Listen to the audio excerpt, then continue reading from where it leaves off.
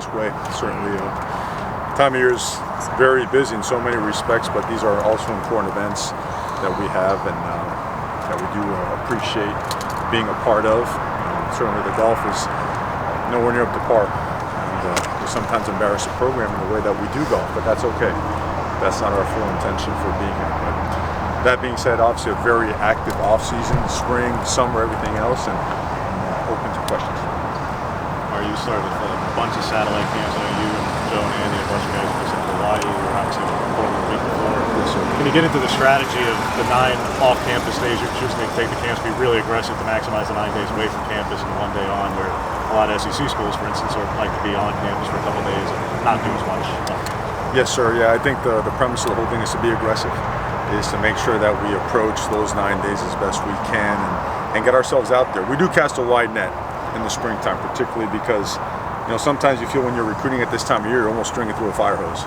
And then you want to streamline that down where you get it back to something that's more manageable. But right now, being that Oregon has been a national brand, we feel like we have the ability to go out there and recruit people across the entire country. We're going to spread ourselves out a little bit, and the camps that we've been to and where we're going to go or whatnot. But it's extremely helpful. I think in the future, we'd like to plan a padded camp at our place, which I think would be really good for development, especially for the big guys up front. You don't see a ton of padded camps for the big guys. I almost feel like those guys are neglected, right? You see a lot of 7-on-7s, and all the skill guys are taken care of.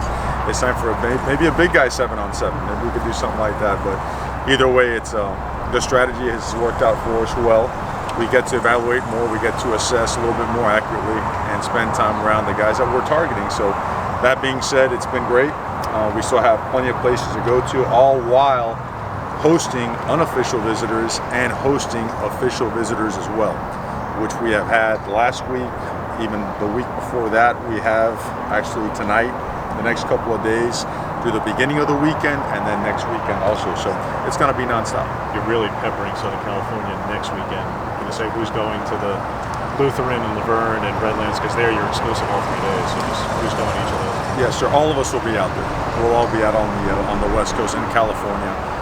We are, the ones that host the camp itself. So we do have senior graduation for our athletes. Not only senior graduation, but the student athlete graduation ceremonies on Sunday. So I will be attending that. But aside from that, we'll be all over the place out there in Southern Cal. All while trying to take care of business back here at home, trying to make sure that everything is in place, and then catching those birds all over the place. Planes, trains, and automobiles during this time of year.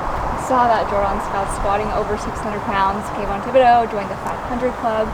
Which duck has been the most surprising and maybe one of the top in the weight room this offseason? Well, I think the most important thing is that last year at this time we only had, I believe it was 29 guys that could put 500 pounds on the rack and get down to proper depth and come out of it with power and with strength. And this year we have over 50 guys that can do that, and then some guys that had even higher numbers. Are the numbers important? No, it's not that. It's the fact that now we're just developing. Lower body power and explosiveness is certainly extremely important, not only for the guys up front, but for every position. And it's something that it's always been a big focal point of the programs that we've been around, to make sure that we develop power and strength while never ever compromising speed. So it's extremely important. I think the numbers regarding the power clean, our vertical jumps, our 40, our speed development program, our speed school, so to speak, that we have, I think those numbers are even more impressive. And it's, your season's directly related to what you do in the off season. And the off season has been exactly what we want it to be. We've won the off season portion of it.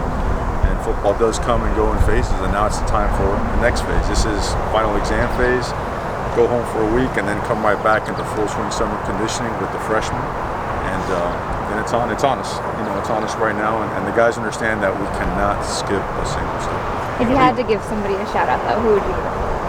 I would give the seniors, because they have seen just about everything in their career here, particularly the fifth-year guys.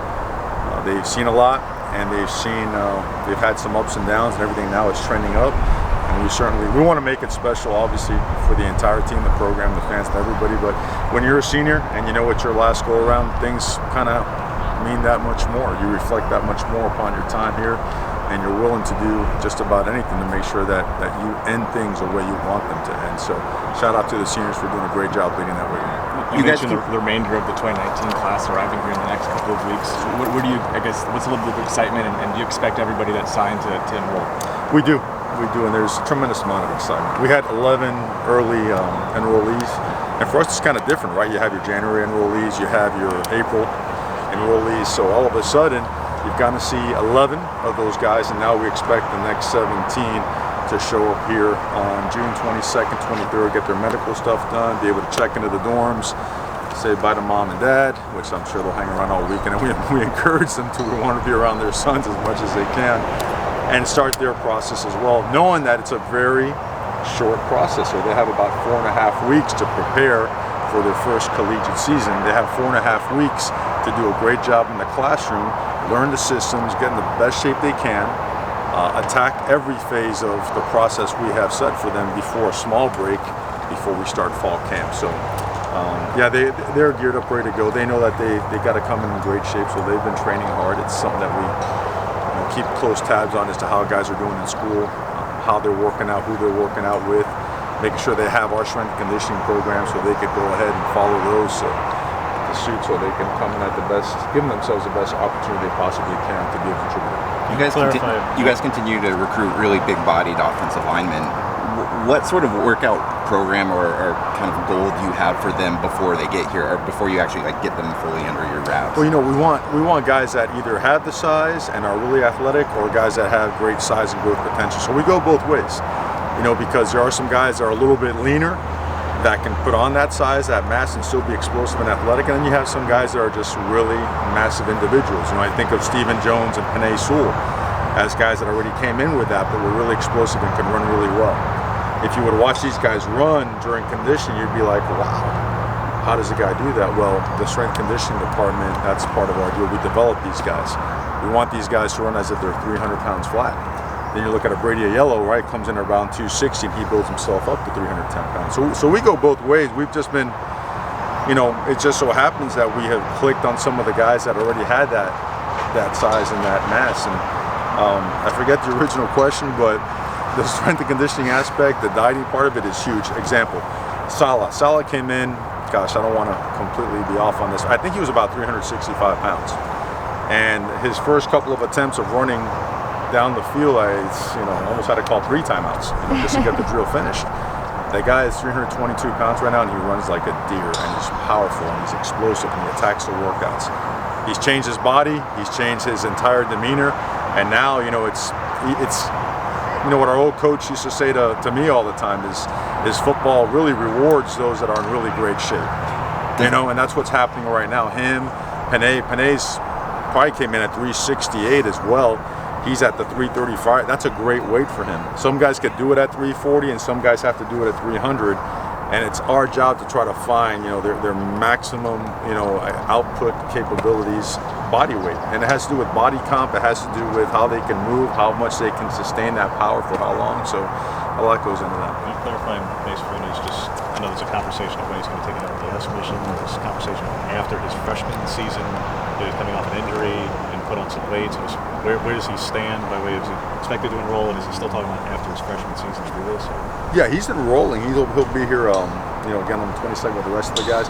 And I think anytime you're talking about someone and their faith and whatnot, you just take it year by year, and you make sure there's clarity as to the next step. So that's something we'll discuss as time goes on. But yeah, he'll be here and he'll be ready to go, and he looks great now. Mace is naturally a very big guy.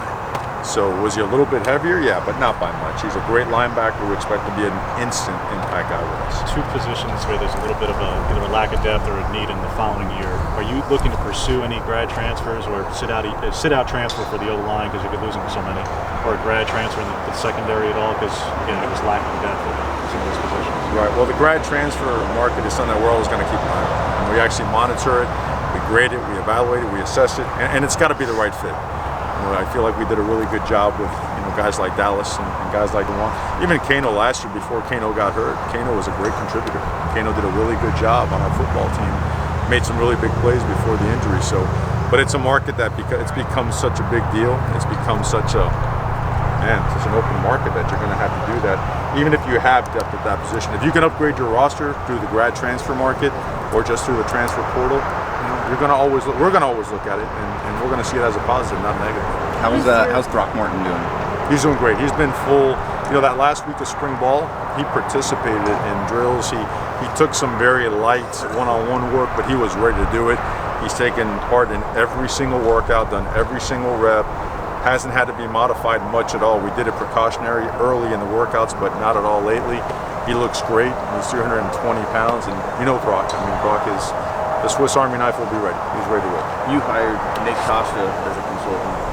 Can you talk about sort of how do you see him? Is it similar to what you had last year? He's a younger guy. How did you kind of get on his radar? Obviously Oregon, but before you were there, how did you get on his radar, and what do you see his role in working with the offense? Right, he's hired as a senior offensive analyst. Is his actual title. I met Nate, when was it? 3 years ago. I was in Tuscaloosa, and he came in for an interview for a very similar position. Super bright guy, extremely just high football IQ, has been in a couple different systems, seen a couple different systems, has done some coaching as well over at IMG.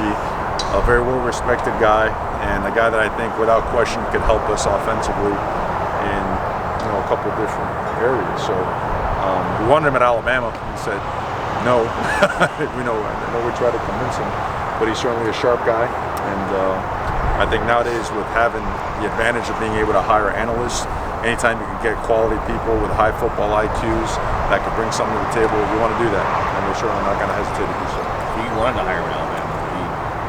Well, when I say me, I say the staff over there, our head football coach. I know we're looking at about 3 or 4 different people, but the analyst position last year, and we expect the same this year, has been very impactful. We want to make sure we do it the right way and get the right people. It's a very important position because these guys are in there. For example, we're out here golfing and really recruiting all day, right? You're going to see these guys on their phones. But the analysts are back home and they're breaking down our opponents. They're doing our self-scout reports. Very analytical, type of responsibility. So when they present reports, they have to know each and every part of that report like the back of their hands. So it's very important data because it certainly helps us make adjustments and move forward. So if we talked about the transfer portal, but how has your job changed since that's become so common? Do you have to look just as much internally as you do externally? Honestly, if you have to change because there's a transfer portal, you're probably not doing it right to begin with. I say that just very openly and very honestly. I think if you have to change what you are because you're afraid of an adjustment, I think that's a problem. So we don't change. We are what we are 24/7, 365. We do things the right way. We work extremely hard. We're demanding but not demeaning. We take care of our players, but we also make sure that we challenge them and push them to reach their highest potential. And no one could ever be upset with that. And also have to realize that, it's different strokes, different folks, right? Different fits sometimes. And I don't think anyone could be angry or upset with that, okay? I know some of the issues it causes. I've read a lot of stories. I've seen all kinds of stuff. I get it. To me, it's like where operations go as regularly planned. We're not changing anything we're doing. And at the end of the day, if it doesn't fit, if someone doesn't fit in your program, do your best to help them find a place that does fit. We've all been 17, 18, 19, 20 years old, right? But you were perfect, right? You did everything exactly right. So, you were perfect, right? Why are you laughing? It's Be the word I use. right. You just have to find whatever fits a certain prospect best, and hopefully, where I think it's the best thing that we can do in terms of the transfer portal is do the work on the front end, right? A transfer portal to me is almost like a remedy on the back end. If things don't work out well, let's allow ourselves more time on the front end to find what fits. Let's see what relationships are real. Let's build the relationships so there's real. Let's have a clear understanding of how it's going to work. Because if that's the case, if the foundation is trust and truth and honesty, then I think you'll be seeing less and less use of the transfer portal, unless there's a true playing time issue, and that is something that, that does happen. I was at the Oregon Football Women's Clinic. It was one of the best things I've been to. I've seen that progress out in the community, Jawan Johnson. When it comes to Ducks in the community, what are you most proud of? That we're in there, that it's real. There's no head faking, there's no trying to put on a show. I'm glad you were there. I'm glad you got to see it. That was an intimidating room now, because there were some fired up, women in there ready to get on the football right away, and the energy you could feel them coming up the elevator now. They want to get into football. They want to talk about drills. They want to talk about film. Putting everybody on the spot. They were, and I thought that was awesome, and it's something that we want to grow more and more. We want that completely filled up even out into the hallway, because it's a great opportunity not only for the community, but there's several parents, moms, that their sons have gone or will go through that, or just want a better understanding as a fan, as a supporter. And I think we counted, there were 58 guys that volunteered to go out there and help. We didn't make that a mandatory thing for our players. And I thought that was awesome. And the ones that couldn't because of obligation or whatnot, they wish they would have, because they saw the videos and made it fun. So proud of the fact that they choose to be a part of the community and choose to give back, because if it's forced, it's not the same. So I think that's the part that our players are made of the right stuff on the inside, and that's the part that we're most proud of. Yeah, a couple more. Herbert's doing the Manning Academy. There's a bunch of other quarterback stuff, private QB coaches out there. Would he do either the Elite 11 as a counselor, or is he going to work with any private coaches before camp starts? He will do the Manning camp, and then we outsource, and we do some things, especially with our senior players, particularly that position. We keep the information in-house and private. We don't get it out there, but we're certainly doing some things to not only enhance him, but a lot of other guys on it. You said on the date for day one of fall camp yet? We have. I should know that. Sometime in it's August? 29 days out, right? And so, I know that. I know exactly. Like, I could see the calendar, and we color code everything. I mean, it looks like my son's like coloring book at a restaurant. It's all over the place, but I'll get that to you right away. It's been set in stone for. I should know that. I feel terrible that I don't know that. Sometime early August. Everybody has the same amount of days now. You got the 29 days out. You got to start up, and you cannot cram 45 days into 29. You got to be smart. You got to be sharp. That's what the summer floor is as well. You got to make sure that your guys are really, they're on point. And I do believe the way summers are structured now, with the way these guys can lift, run, and kind of conduct their own practices, you should give yourself a pretty good chance to be on point once you start camp. Because when you walk into camp, you still have to progress the team. You can't jump into full throttle football and have 12 injuries and expect to be a good football team on opening day. So everything has been very meticulously calculated and choreographed so that we can, or organized I should say, so that we can have a very successful fall camp. 2020 recruiting question for you, just kind of by numbers strictly. What's your kind of needs by position as far as how many you're looking at, just position by position? So I'm looking at 1 or 2 quarterbacks, 1 or 2 running backs, obviously 5 or 1, but you break down just strictly numbers, what are you looking for? It's given up a lot. I think if I do that, I think I'm giving away our strategy to the rest of our competitors out there. So I don't want to do that. I don't. But I think at the end of the day, you have an 85-man roster, and you do have certain numbers at each position. You got to get to those numbers. You got to make sure that if it's a year like this year where we lose so many linemen, that you have to have linemen that are mature enough to come in and contribute right away. We do have some really good young ones. There's just there's a big gap between the seniors, and then there's about 2 years there where recruiting. There's a hole there, right? There's a hole, and those are things you want to avoid. That's why you make sure that when you're out assessing and evaluating, you got to have guys that are willing to come on in, do the work, and have the capabilities of helping you right away. But that's a little bit of a private formula. You're asking the tough questions today, man. Can you golf for me instead, and I'll get to the answers? That was the best round of golf. Best round of golf you ever shot. Come on, that's awful. I mean, number one, I never shot a full round of golf. I don't. I usually drive, and we're on the phone, probably doing some recruiting calls, something of that nature. I think in all these scrambles I played, and what is it now, year 3? I think, 18 holes? I think they've used one of my shots in all the scrambles. So that goes to show you how poorly I do hit the ball. So hopefully you guys will station me today at one of the putting greens or something like that, so I can help out there a little bit more. But you're going to see overall, I'm not the worst. Our entire staff is full of really bad golfers. And they're going to show that today. They're going to show it today. So if someone happens to catch it on video, it's on them.